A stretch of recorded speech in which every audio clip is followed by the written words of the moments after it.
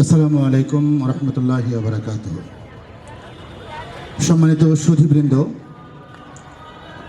আজকের এই আয়োজনে উপস্থিত বিপ্লবী সাংস্কৃতিক ঐক্যের সম্মানিত আহ্বায়ক, প্রিয় কবি ওস্তাদ মৃন্ময় মিজান এবং বিপ্লবী সাংস্কৃতিক ঐক্যের সম্মানিত নেতৃবৃন্দ, এবং আমি দেখতে পাচ্ছি ইতিমধ্যে আমাদের এই আয়োজনে এসে হাজির হয়েছেন বিভিন্ন সংগঠনের নেতৃবৃন্দ, কবি, সাহিত্যিক, সাংবাদিক বন্ধুরা এবং যারা আছেন সুধীজন, সকলকেই আমার পক্ষ থেকে আমি আবারও শ্রদ্ধার সাথে সালাম জানাচ্ছি। আসসালামু আলাইকুম রহমতুল্লাহ। মূলত বিপ্লবী সাংস্কৃতিক ঐক্যের পক্ষ থেকে আমি কিছু কথা বলার জন্য এখানে দাঁড়ালাম অনুষ্ঠানের শুরুতেই, যাকে বলা হয় উদ্বোধনী কথা। আপনারা খুব ভালো করেই জানেন আমাদের আজকের আয়োজন হচ্ছে শিল্পী সমাবেশ এবং দ্রোহ আয়োজন। সেটা কিসের জন্যে? সেটা বিপ্লবী শহীদ শরীফ ওসমান হাদির শাহাদাত স্মরণে এবং তার ঘৃণ্যতম হত্যাকাণ্ডের বিচারের দাবিতে আজকের এই আয়োজন। দ্রোহ মানে চুপচাপ বসে থাকা নয়, দ্রোহ হচ্ছে শান্তর বিপরীত একটি কথা। আমরা জানি শহীদ শরীফ ওসমান হাদির শাহাদাতের ঘটনার পরে সারা বাংলাদেশ এখন দ্রোহের মধ্যে আছে। এই দ্রোহ বিদ্রোহে রূপান্তরিত হওয়ার আগেই আমাদের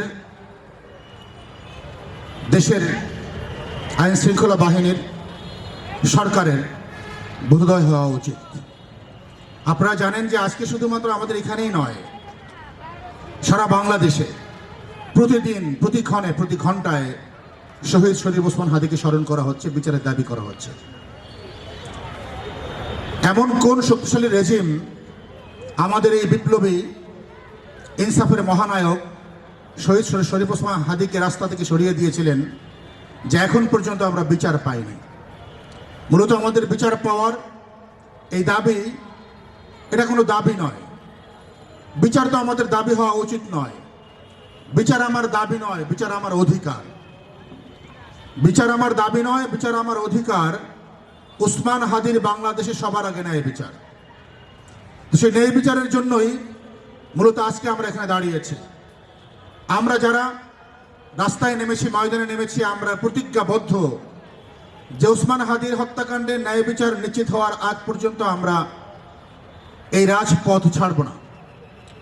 বিভিন্ন সংগঠন, দেশবাসী, ছাত্র সমাজ, তরুণ সমাজ আজকে ঐক্যবদ্ধ, ওসমান হাদির বিচার নিশ্চিত করতে হবে।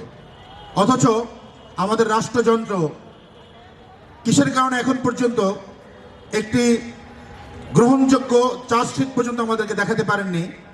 যে চার্জশিট তারা দিয়েছেন, আপনারা জানেন, সে শুধুমাত্র এখানে এই হত্যাকাণ্ডের যারা সর্বশেষ গুটি তাদেরকে জড়িয়ে, তাদের পরিবারকে জড়িয়ে চার্জশিট দিয়েছেন।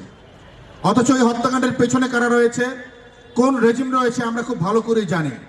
আমাদের বাংলাদেশের প্রত্যেকটা মানুষ তার অন্তরের গভীর থেকে ভালো করে অনুভব করতে পারছেন এই হত্যাকাণ্ডের পেছনে কারা জড়িত। আমরা যদি প্রতি মুহূর্তে প্রত্যেকটা হত্যাকাণ্ডের সময় শুধুমাত্র গাছের ডালটাকে কাটি এবং গাছটাকে অক্ষুণ্ণ রাখি, গাছের শিকড় অক্ষুণ্ণ রাখি, তাহলে আমাদের এই বাংলাদেশ কখনো স্বাধীন সার্বভৌম হয়ে দাঁড়াতে পারবে না। আমরা খুব ভালো করে জানি আজকে আমাদের এই বাংলাদেশ স্বাধীনতা সার্বভৌমত্বের বিপক্ষে কারা, আমাদের শত্রু কারা। আজকে যদি আমরা আমাদের শত্রু এবং মিত্রকে চিহ্নিত না করতে পারি এবং প্রকাশ্যে জনসমক্ষে, মিডিয়ার সামনে, রাষ্ট্রের সামনে যদি আমরা আমাদের শত্রুর নাম উচ্চারণ করতে না পারি, তাহলে আমাদের এই স্বাধীনতার সার্বভৌমত্বের কোনোই মূল্য নেই। প্রিয় বন্ধুরা, সে কারণে এখন সময় এসেছে আমাদের এই ওসমান হাদির, শহীদ শরীফ ওসমান হাদির হত্যাকাণ্ডের পরে আমাদের বোধোদয় হয়েছে আমরা এখন থেকে আমাদের শত্রুর নাম প্রকাশ্যে উচ্চারণ করব। আমরা স্পষ্ট করে জানি আমাদের এই শহীদ শরীফ ওসমান হাদির হত্যাকাণ্ডের পেছনে সরাসরি ভারত জড়িত। আমরা এই ভারতকে কখনো প্রতিবেশী রাষ্ট্র হিসাবে সম্বোধন করব না। যারা ভারতকে প্রতিবেশী রাষ্ট্র সম্বোধন করতে চান তারা আসলে এখনো ভীতুর স্বর্গে বসবাস করছেন। কবি নজরুল ইসলাম বলেছেন, আমরা কখনো কখনো ভয় পাই, আমরা মনে করি এত বড় একটি রাষ্ট্র, তার বিরুদ্ধে আমরা কথা বলবো কিভাবে। তাদের সম্মানে আমি বলছি, আপনারা হয়তো জানেন না, এই ভারত সম্পর্কে কবি নজরুল ইসলাম বহু আগে বলে গিয়েছে। ওরা আসলে শতাব্দীর পর শতাব্দী ধরে কখনো কোনো রাষ্ট্রের বিরুদ্ধে সরাসরি প্রত্যক্ষ যুদ্ধে অবতীর্ণ হওয়ার সাহস অর্জন করতে পারেনি। আর এ কারণেই মূলত এই দেশটি শুধু ষড়যন্ত্র করতে জানে, শুধু কুমতলব আনতে জানে, শুধুমাত্র পেছন থেকে গুপ্ত হত্যা করতে জানে। এই জন্য নজরুল বলেছিল, ওরা মরিবে না, ওরা মরিবে না, যুদ্ধ বাধিরে লুকাইবে ওরা কচু বনে, দন্ত নখরহীন ওরা তবু কোলাহল করে অঙ্গনে। উহারা চাহুক দাসের জীবন, উহারা চাহুক দাসের জীবন, আমরা শহীদ দরজা চাই, নিত্য মৃত্যুভীত ওরা, মোরা মৃত্যু কোথায় খুঁজে বেড়ায়।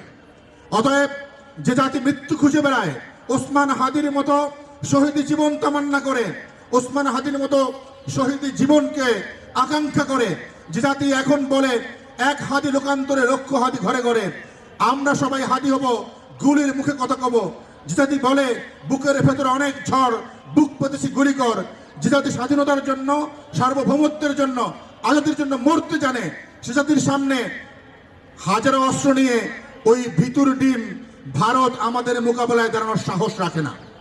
সে কারণেই মূলত আমরা ভয় পেয়ে নয়, আমরা কাচুমাচু করে নয়, আজকে আমাদের শত্রুর নাম স্পষ্ট করে উচ্চারণ করতে হবে। এবং আমরা সেই দাবি নিয়ে এখন এসেছি। আজকে আমাদের দ্রোহ, ওসমান হাদির শাহাদাতের কারণে, আজকে আমাদের দ্রোহ বিচার না পাওয়ার কারণে, আজকে আমাদের দ্রোহ বাংলাদেশে অবস্থিত এই ভারতীয় রেজিমের বিরুদ্ধে। আজকে আমাদের এই দ্রোহ সকল কবিদের, সকল শিল্পীদের, সকল বাংলাদেশের সকল সাহিত্য সাংস্কৃতিক কর্মীদের এবং পুরো বাংলাদেশের সকল মানুষের এই দ্রোহ। এই দ্রোহ আমরা এখানে প্রকাশ করছি। আমরা এখন থেকে মাগরিব পর্যন্ত আমাদের এই আয়োজনটাকে আলোচনা সভার মাধ্যমে পরিচালনা করব এবং মাঝে মাঝে আমাদের কবি সাহিত্যিকরা রয়েছেন, তারা এসে তাদের স্বরচিত কবিতা কিংবা ওসমান হাদিকে নিবেদিত কবিতা পাঠ করবেন ওসমান হাদির বিচারের দাবিতে। সেইভাবে আমাদের এই প্রোগ্রামটা সন্ধ্যা পর্যন্ত পরিচালিত হবে। মাঝে মাঝে গান হবে, কবিতা হবে, আলোচনা হবে এবং সন্ধ্যার পরে আপনারা অবশ্যই জানেন অনেক ভালো ভালো শিল্পীরা আমাদের মাঝে আসার ব্যাপারে ইচ্ছা ব্যক্ত করেছেন। বিখ্যাত শিল্পী আমিরুল মুমিনিন মানিক এখানে আসবেন, আবু ওবায়দ আসার ব্যাপারে ইচ্ছা প্রকাশ করেছেন। আমাদের কাশিদা যেই আমাদের শিল্পী গোষ্ঠী, সেখান থেকে সালমান আসবেন, বিশিষ্ট র্যাপার নোমান আসবেন, র্যাপ সঙ্গীত পরিবেশন করবেন এবং অনেক বড় বড় শিল্পীরা আমাদের মাঝে আসবেন। চমৎকার সাংস্কৃতিক অনুষ্ঠানের মাধ্যমে আমরা আজকের এই আয়োজনে শহীদ শরীফ ওসমান হাদিকে নিবেদন করব। তার হত্যাকাণ্ড আমাদের জাতির বিবেকে নাড়া দিয়ে গিয়েছে। আমরা যদি এই হত্যাকাণ্ডের বিরুদ্ধে এখনো সোচ্চার না হই, এখনো যদি আমরা কথা না বলি, তাহলে অপেক্ষা করতে হবে আমার ঘরেও কখন সেই হত্যাকারীরা ঢুকে পড়ে। কারণ বাংলাদেশের প্রত্যেকটা মানুষ ইসলামের চেতনা, মুসলিম চেতনা এবং বাংলাদেশি চেতনার মধ্যে যারা বসবাস করছেন, প্রত্যেকটা মানুষ ভারতের শত্রু এবং এই ভারত আমাদের প্রত্যেকটা মানুষকে ধরে ধরে হত্যা করবে যদি আমরা এই হত্যাকাণ্ডগুলোর বিচার নিশ্চিত না করি। অতএব আমাদের আয়োজন থেকে, এই সাংস্কৃতিক অনুষ্ঠানের মাধ্যমে, এই দ্রোহ আয়োজনের মাধ্যমে আমরা জানিয়ে দিতে চাই, যারা বাংলাদেশের পরতে পরতে বসে এখনো কারেন্টের জালের মতো প্রশাসনে বসে আছেন কিংবা গোয়েন্দা বাহিনীতে বসে আছেন কিংবা সরকারের উপদেষ্টামূলকে বসে আছেন, ভারতের দালালি করছেন, ঘাপটি মারা সেই ফ্যাসিস্টের দালালদেরকে আমরা সাবধান করে দিতে চাই। এই জাতি একবার যদি জেগে ওঠে, তখন জাতিকে দমানো একেবারেই অসম্ভব। সেটা আপনারা অবশ্যই জুলাই দেখতে পেয়েছেন, আমরা 37 জুলাই দেখতে পেয়েছেন। আমরা 37 জুলাইয়ের পরে আপনারা ভেবেছেন আমরা ঘুমিয়ে পড়েছি, না, আমরা মূলত ফ্যাসিস্ট তাড়িয়েছি, আমরা তাড়িয়েছি, বর্গি তাড়িয়েছি আমরা, এবং বর্গি তাড়ানোর পরে আমরা ঘরে ফিরে গিয়েছি, যে যার পেশায় ফিরে গিয়েছি, প্রত্যেকে তাদের কর্মে ফিরে গিয়েছি। ভেবেছি আমরা যাদের হাতে সরকার তুলে দিয়েছি তারা সেই দেশটাকে পরিচালনা করবেন সুন্দরভাবে, কারণ আমরা কোনো স্বার্থের জন্য আন্দোলন করি নাই। কিন্তু আমরা দেখতে পেলাম আমরা বিড়ালের কাছে ভাজা মাছ যেন রেখেছি জমা, আমরা যেন তস্করের কাছে আমার জমি বর্গা রেখেছি, এমনই মনে হচ্ছে আজকে। আজকে যদি এই সরকার অনতিবিলম্বে ওসমান হাদির হত্যার বিচার না করতে পারে এবং এই হত্যাকাণ্ডের পেছনে কারা কারা আছে বুক ফুলিয়ে সাহসের তাদের নাম উচ্চারণ না করতে পারে, তাহলে আমরা মনে করব এরা সবাই সেই বিড়াল যাদের সামনে ভাজা মাল দেওয়া হয়েছে, এরা সবাই সেই তস্কর যাদের হাতে আমরা আমাদের জমি বর্গা দিয়েছি। প্রিয় বন্ধুরা, আমরা দেখতে পেয়েছি জানাজার দিনে আমাদের ইন্টারিম গভর্নমেন্টের প্রধান ইউনূস সাহেব কি বলেছেন? একটাবার তিনি বিচারের ব্যাপারে কথা বলেননি, একটাবার তিনি উচ্চারণ করেনি এই হত্যাকাণ্ডের পেছনে কারা রয়েছে। তিনি শুধু বলেছেন ওসমান হাদির পরিবারের দায়িত্ব নেবেন, মিষ্টি মিষ্টি কথা বলেছেন। আমরা বলবো একজন সিংহ শাবক, একটা সিংহ যখন মৃত্যুবরণ করে তখন ওই সিংহ শাবকের দায়িত্ব কখনো শেয়ালের হাতে তুলে দেওয়া হয় না, ওই সিংহ শাবকের দায়িত্ব কখনো বিড়ালের হাতে তুলে দেওয়া হয় না। এই ইন্টারিম গভর্নমেন্ট প্রমাণ করেছে তারা শিয়াল এবং বিড়ালের দলে, তারা সিংহ শাবক নয়, তারা সেই সাহসী ভূমিকা রাখতে পারেনি। আজকে প্রত্যেকটা অন্যায়ের বিরুদ্ধে, প্রত্যেকটা দুর্নীতির বিরুদ্ধে, প্রত্যেকটা সিন্ডিকেটের বিরুদ্ধে, সরকারের ভিতরে খাপনি মারা প্রত্যেকটা এই ফ্যাসিস্টের দাসের বিরুদ্ধে সরকার এমন কোনো পদক্ষেপ নিতে পারে নাই যে পদক্ষেপের কারণে আমরা বলতে পারবো এই গভর্নমেন্ট সিংহ শাবক। অতএব আমরা আমাদের সিংহ শহীদ শরীফ ওসমান হাদির সন্তানের দায়িত্ব কোনো শিয়ালের কাছে দিতে রাজি নই। আমরা এই বাংলাদেশের প্রত্যেকটা মানুষ যারা এই জুলাই বিপ্লব ঘটিয়েছি, যারা এই বর্ষা বিপ্লব ঘটিয়েছি, যারা ৩৬শে জুলাই এনেছি, তারাই সক্ষম ওসমান হাদির পরিবার এবং সন্তানের দায়িত্ব নিতে। আর যদি আপনারা দায়িত্ব নিতে চান তাহলে নিজেরা সিংহের সাহসিকতার ভূমিকা দেখান। আপনারা প্রমাণ করেন আপনারা সাহসী, আপনারা প্রমাণ করেন আপনারা বাংলাদেশকে ভালোবাসেন, আপনারা প্রমাণ করেন বাংলাদেশের স্বাধীনতা সার্বভৌমত্বের শর্তে আপনারা কখনো কারোর সাথে আপোষ করতে রাজি নন। আমরা আপনাদের মুখে আপোষের বাণী শুনতে চাই না, আমরা আপনাদের মুখে কোনো নত জানো পররাষ্ট্রনীতির কোনো বক্তব্য শুনতে চাই না।